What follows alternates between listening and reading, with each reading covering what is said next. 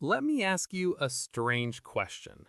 If I offered you two choices, option A, $1 million right now, option B, one penny that doubles every day for 30 days. Most people choose the million. Sounds logical, right? But here's the twist. That penny, by day 30, is worth over $5 million. No lottery, no crypto hype, no side hustle burnout. Just time doing the heavy lifting. This is the power of compounding. And today I'm going to show you why most people completely misunderstand it, why it quietly creates millionaires, and why starting late is far more dangerous than starting small. Stay until the end because once you see compounding clearly, you'll never look at money the same way again. Part 1.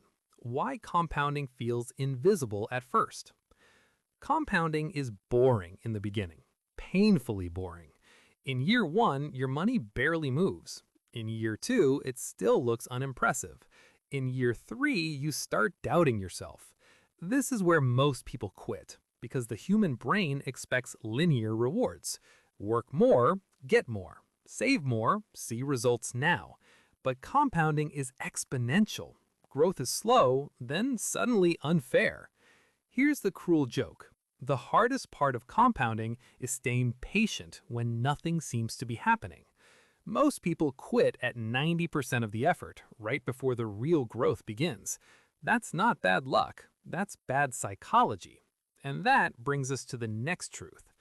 Part 2. Time is more powerful than money.